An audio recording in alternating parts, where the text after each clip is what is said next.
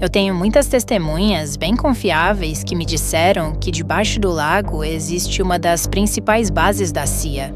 Existe uma cidade inteira debaixo do lago, com mais de 300 mil pessoas. O que você pode me contar sobre essas 17 dimensões? Até onde vocês exploraram? Foi aí que eles me falaram sobre o portal. Eles descreveram que são portais temporais, que vão até níveis subatômicos. Esse efeito Mandela, eles botam a notícia e dizem, não, sempre foi assim. E aí você começa a duvidar do seu próprio passado. Essa é uma cientista suíça que trabalhou com a OMS por anos, inclusive em emergências radionucleares. Esse trabalho aproximou ela do CERN e deu a ela acesso a informações de dentro. E ela decidiu falar. O lago que ela menciona é o Lago Genebra, bem do lado do CERN, na fronteira entre a Suíça e a França. Eu sei que isso pode parecer meio doido, mas enquanto eu pesquisava para esse vídeo, encontrei um trecho do jornalista Ross Coulthard, e eu não esperava ver o que eles encontraram. Esse é o ponto. Tô captando um sinal de metal muito forte bem aqui. Olha a imagem aqui, uma imagem 3D, tá mostrando uma cavidade. Esse é exatamente o ponto que eu escolhi como meu alvo principal aqui. O exato ponto ali em cima. Teria que ter pelo menos uns 2 metros. É uma cavidade bem considerável. Esse local fica perto de Sedona, Arizona, próximo de um lugar chamado Bradshaw Ranch. Oficialmente, essa terra faz parte de um projeto de pesquisa da Universidade do Norte do Arizona, para estudar plantas e mudanças climáticas. Mas as pessoas que investigaram a área por anos dizem que a atividade ali não parece um centro de pesquisa normal. A terra ao redor do rancho é cercada e fortemente monitorada, mesmo que a área ao redor seja pública. O investigador independente Jeremiah Horstman estuda a região há mais de uma década. Ele diz que pessoas explorando os canyons próximos são reportadas, existe pessoal armado, helicópteros militares frequentes e luzes estranhas no céu. Horstman também sugere que a atividade incomum no canyon pode estar ligada a uma anomalia natural da área, algo que ele descreve como um possível portal. E aparentemente esse não é o único exemplo. Em outro vídeo, Ross Coulthard diz que esses portais existem por todos os Estados Unidos e manda uma mensagem direta para o governo americano. Eu acabei de ir para um lugar nos Estados Unidos, onde eu sei que existe outro portal, e eu sei que os Estados Unidos sabem sobre ele. E eu estive lá no outro dia. E adivinha, tem uma cerca enorme ao redor, vários sinais de segurança. Supostamente é do Serviço Florestal dos Estados Unidos, mas adivinha, não é. E supostamente são ruínas antigas de arte tribal. E adivinha só? Não são. O que está acontecendo é que os Estados Unidos estão usando o Serviço Florestal e também alegações de proteção de relíquias arqueológicas para esconder do público um portal em solo americano. Eu fui no local, me disseram que tem tecnologia sendo usada para tentar enfraquecer a eficácia do portal, para impedir que coisas saiam ou passem por ele. Eu sei que tudo isso soa como ficção científica, mas acredite, os Estados Unidos sabem muito mais sobre portais e tecnologias interdimensionais do que admitem. Nesse momento, eu não estou disposto a revelar a localização do portal ou dos portais que eu conheço. Mas acredite, é uma instalação militar extremamente sensível e altamente guardada. Uma instalação secreta, não tente ir lá. Se você estiver especulando sobre onde fica, você vai ser morto. A doutora Astrid diz que coisas parecidas estão acontecendo no CERN. Tem seres entrando e saindo pelos portais. Seres entrando e saindo de portais? Sim, aparentemente, no fundo do CERN, eles têm esse portal, essa porta, onde eles estão lidando com todas as dimensões subatômicas. Na verdade, eles estão invocando entidades para virem através de um portal. Isso é só o começo, porque existem múltiplas instalações ao redor do mundo. E entre 2006 e 2010, algo estranho aconteceu em várias delas simultaneamente. E logo depois, o efeito Mandela apareceu. Pequenas mudanças na memória das pessoas. Como vocês já devem saber, o CERN fica na fronteira entre a Suíça e a França. E dentro dele, o grande colisor de hadrons, o LHC, acelera partículas até quase a velocidade da luz e colide elas umas com as outras. Os cientistas usam isso para estudar os blocos fundamentais da realidade. Mas aqui vai algo que a maioria das pessoas não sabe. O CERN não é único. Existem colisores de partículas como esse espalhados pelo mundo todo, inclusive aqui no Brasil. Então presta atenção que vai ficar bem interessante. De 2007 a 2008, o colisor BEP-C2, atualizado na China, começou a colidir elétrons e pósitrons. A partir daí, começou a coleta real de dados de física em meados de 2008, focando em partículas mais leves como quarks charm. Em 2008, o LHC no CERN teve seu grande lançamento em 10 de setembro. Prótons percorreram o anel completo de 27 km pela primeira vez. Em 2009, o LHC voltou mais forte. Depois de reparos em novembro, conseguiu suas primeiras colisões reais de partículas em baixa energia e rapidamente estabeleceu um novo recorde mundial de maior energia. Em dezembro, milhões de colisões foram registradas nos experimentos. Em 2009, o colisor VEP-2000 da Rússia também começou a coletar dados úteis de física naquele ano, explorando física de partículas mais leves. Em 2010, o LHC atingiu o modo de potência total, as primeiras colisões de alta energia a 7 TeV, o recorde mundial anterior, em março. Isso marcou o real início do seu programa de grandes descobertas. Em 2011, o LHC quebrou recordes de novo, ao coletar muito mais dados do que o esperado. Experimentos como Atlas e CMS atingiram metas importantes de dados, acumulando evidências que ajudaram a levar a descobertas maiores depois. Bem no meio disso, em 2009, uma pesquisadora chamada Fiona Broom descobriu que ela e milhares de outras pessoas compartilhavam memórias idênticas de eventos que nunca aconteceram. Ela chamou isso de efeito Mandela. Você provavelmente já sabe sobre isso. Os ursos Berenstain, que muitos lembram como Berenstein, a cauda do Pikachu, que as pessoas juram de pé junto que tinha uma ponta preta, falas de filmes que milhões de pessoas citam errado, logos que parecem diferentes de como você lembra. Tudo isso, memórias falsas compartilhadas por milhões de pessoas ao redor do mundo. E o timing é difícil de ignorar. E aí depois vem 2012. Naquele ano, o CERN fez um anúncio que abalou o mundo científico inteiro. Depois de décadas de busca, eles finalmente confirmaram a existência do bóson de Higgs, a partícula que dá massa à matéria, a peça que faltava do modelo padrão da física. Alguns a chamaram de a partícula de Deus. Mas 2012 também foi o ano de outra coisa completamente diferente: o fim do mundo. Ou pelo menos era o que milhões de pessoas acreditavam que ia acontecer. O calendário Maia, 21 de dezembro, profecias, previsões. A internet estava inundada de teorias sobre o que ia acontecer.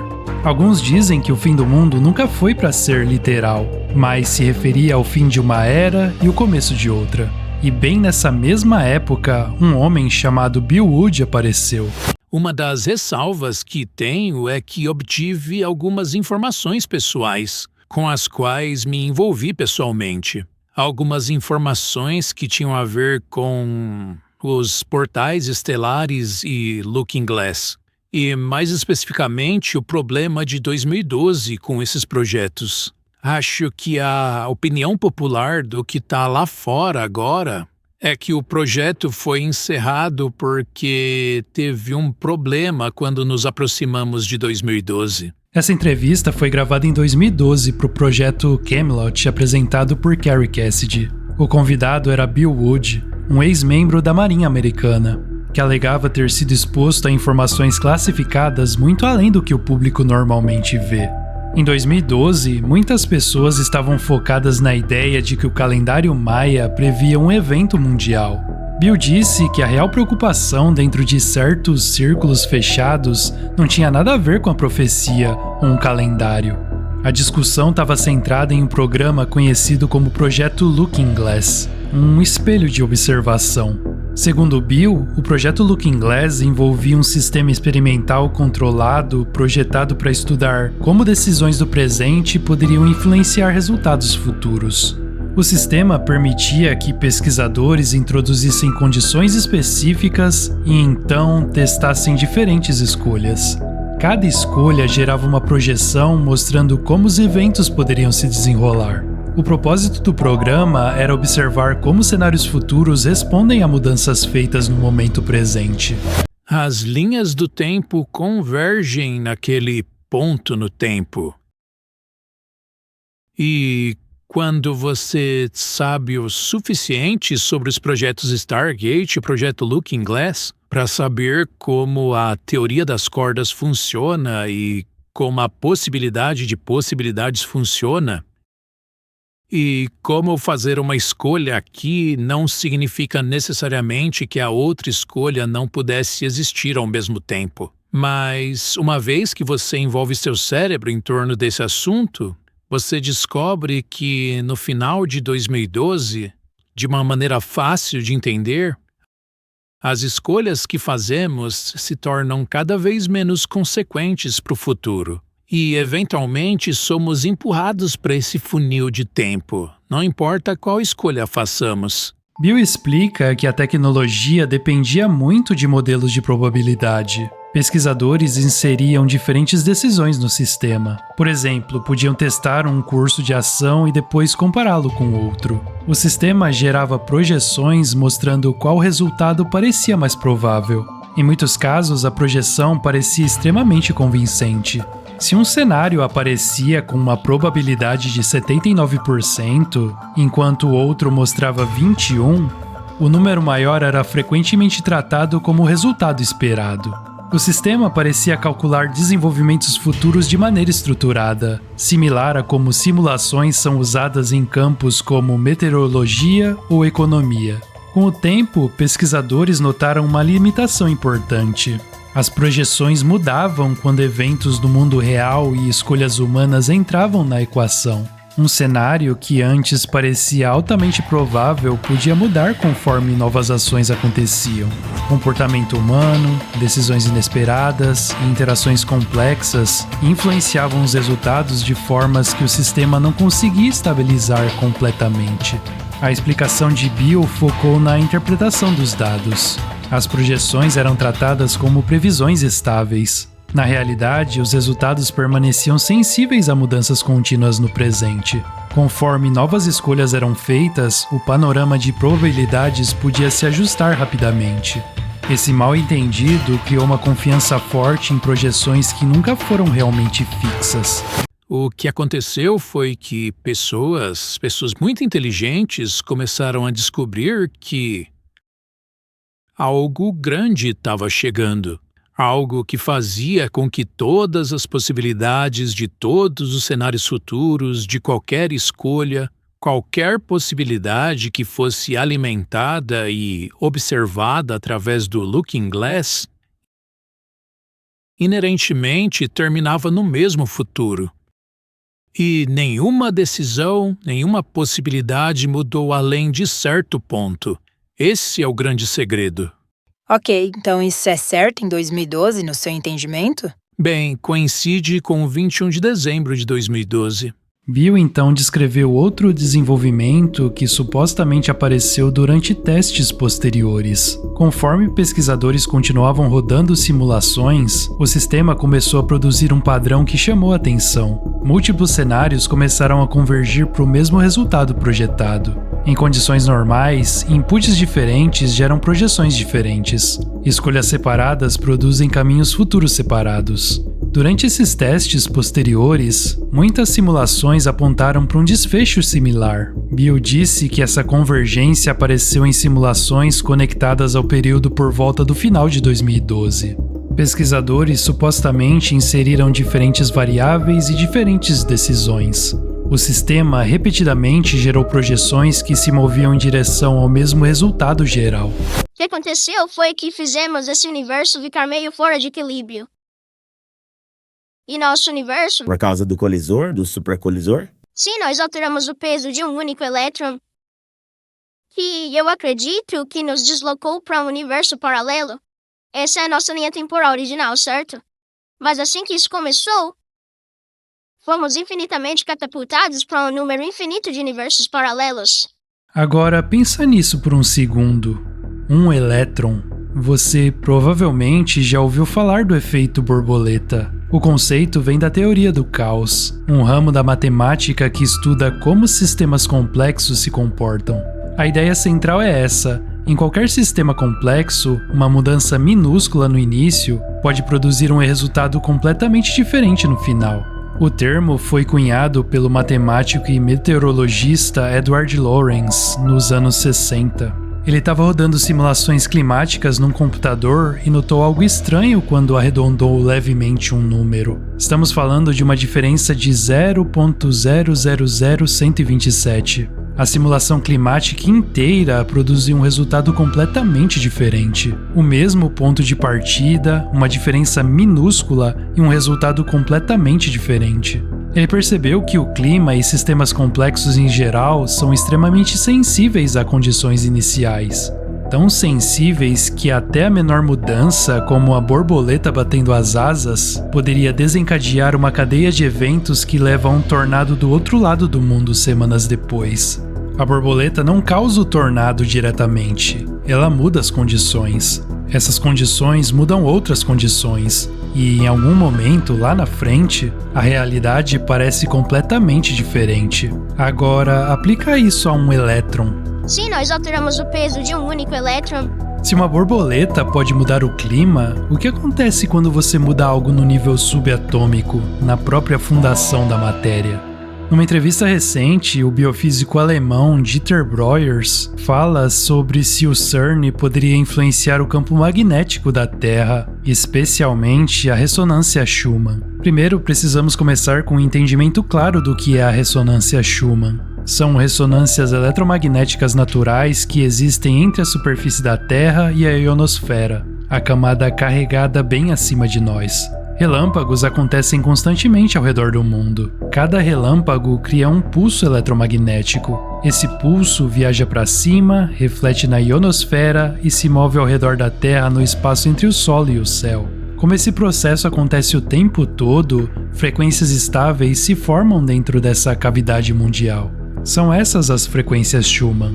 Existem estudos sugerindo que essas frequências podem estar conectadas à atividade cerebral humana e estados psicológicos. Essa área ainda está em debate científico, porém levanta questões mais profundas sobre quão intimamente a biologia humana está ligada a padrões eletromagnéticos planetários. A partir daí surge a questão central. Se essas frequências fazem parte de um sistema elétrico mundial, uma instalação tecnológica poderosa poderia influenciá-las? Lá dentro do acelerador de partículas do CERN, as partículas são empurradas até quase a velocidade da luz, e depois colidem umas com as outras. Essas colisões liberam uma quantidade extremamente grande de energia em explosões extremamente curtas. Relâmpagos também são descargas elétricas curtas e poderosas. A comparação é baseada nessa similaridade de comportamento de impulso.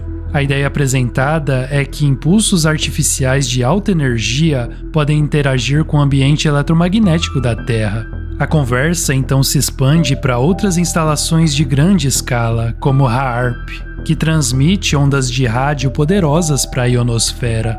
Como a ionosfera reflete os sinais que criam a ressonância Schumann, qualquer perturbação nessa camada poderia influenciar a forma como a energia circula entre a Terra e o céu. Alguns dizem que essas tecnologias poderiam influenciar estados mentais humanos. Outro ponto-chave diz respeito aos campos magnéticos usados no CERN. O acelerador depende de magnetos supercondutores que geram campos de cerca de 7 Tesla. Isso é extremamente forte comparado ao campo magnético natural da Terra. A física ensina que a intensidade magnética diminui rapidamente com a distância. Mesmo assim, a questão mais ampla permanece. Se a atividade magnética forte sustentada dentro da crosta terrestre poderia interagir com a estrutura magnética da Terra de formas sutis. A discussão também toca em fenômenos atmosféricos incomuns. Sprites vermelhos na alta atmosfera, jatos azuis e espirais luminosas observadas no céu são mencionados. Esses eventos são reconhecidos na ciência atmosférica. A questão levantada é se mudanças nas condições eletromagnéticas poderiam influenciar sua frequência ou visibilidade.